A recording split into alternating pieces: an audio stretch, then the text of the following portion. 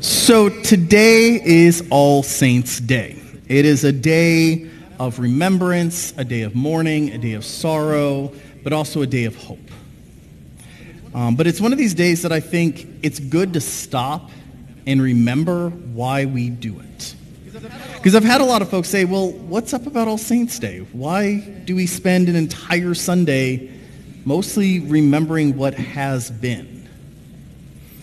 Well, the reason is this. Remembering, the act of remembering, is an important part of our Christian faith and Christian journey. And it's different than nostalgia or romanticism. Remembering is about healing. Remembering is about knowing who we are. Remembering is the only way to ever move forward. See, when we remember, especially when we remember those we grieve, it begins and continues the healing process. Because as we remember the good times, the bad, the funny, the absurd maybe, and we tell those stories to each other and surround ourselves with the others, people that loved that person who has gone on beyond us, gone on before us. It is when we have those memories, when we have those conversations, when we tell those stories of those people,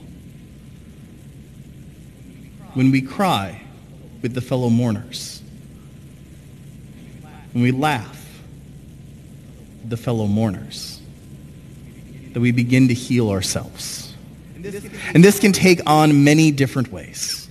This can be the lighting of a candle on All Saints' Day.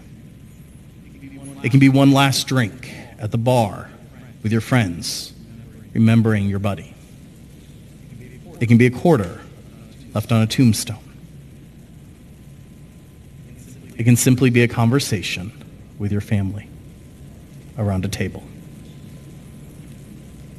But I urge you on this day of remembering to remember that the reason we remember is so we can heal.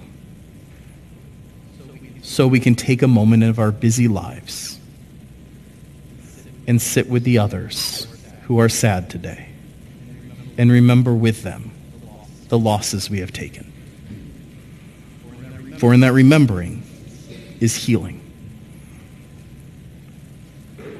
But we don't just remember when we are in grief. We also need to remember so we know who we are. Now, as many of you know, I grew up in San Antonio, Texas, which is culturally a completely different sort of a place. And one of the things I grew up with that I didn't learn until I moved out of San Antonio, wasn't everywhere, was Dia de Muertos, or Dia de los Muertos, which is Day of the Dead. It is a predominantly Mexican holiday, though it's popular throughout the Southwest. And it's this moment where people will come together in the streets sometimes in sort of a celebration, but a celebration of life that was, and celebration of what life could be. And people get out all the photos of all the parents and grandparents and great-grandparents and as far back as anyone can remember, and then sometimes even a little further. And they set up those photos often at home, on their altar. They put out candles, and they bake the favorite foods of those people. It is in this celebration that people go ahead and pass on the family stories. But not just the good ones. It is so tempting when we speak of our parents or grandparents or beyond to only speak of all the funny stories and all the good stories and all the sanitized stories and all the easy stories. But on that night, you don't just stay to those stories. You tell the stories that are hard to tell. You tell the stories that generations would like to forget. Because it's in the telling of both the good stories and the easy stories and also the hard stories from generations past that you learn who you are. We like to think of ourselves as, I came into the world and I'm me. But the reality is, and psychology would agree with me, that is not really quite how it works, right? We are built by our parents and our former generations. The world we live in is built by our parents and our grandparents and our great-grandparents. This is so true that we know that grandchildren of World War II survivors are more predisposed to PTSD than those who are not, even if they never met their grandparent. Because there is something about where we came from and who we are, even with the stories we know and even with the stories we don't know, that shapes what it means to be us. This is why those stories are important. Because when you tell the good stories, you learn of the heroic and amazing acts of your parents, grandparents, and great-grandparents, and know that you too have that strength to live through those things that they lived through too. When you hear the hard stories, the rough stories, the stories that come with shame or guilt, you learn just as much, if not more. Because you may learn of the pain that your parents, grandparents, and great-grandparents went through. A pain you may hold with you generations later. Without knowing that pain, without acknowledging that pain, it becomes very difficult to get rid of intergenerational trauma that can spread from generation to generation.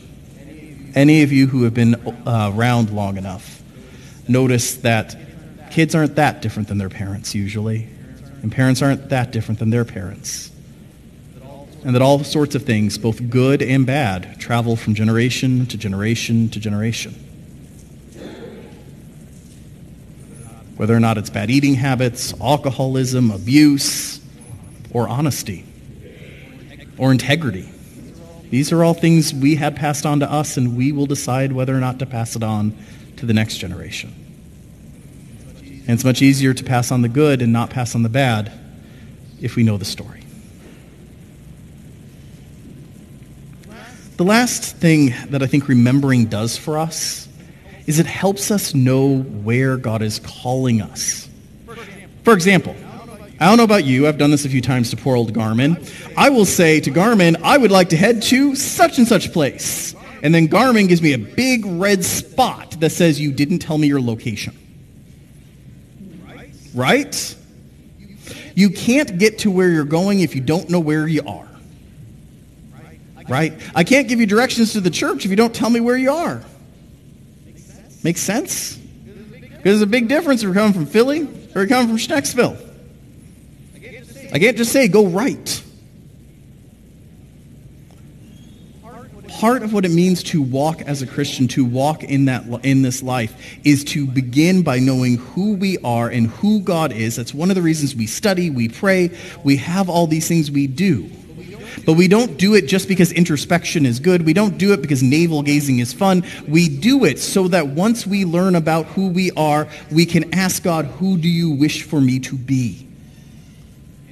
And it is in that conversation, then that map, that very weird, windy, often fog-driven map exists for each and every one of us. Because God starts off with who we are, whatever that means, and then develops us to who he wants us to be and calls us towards that walk.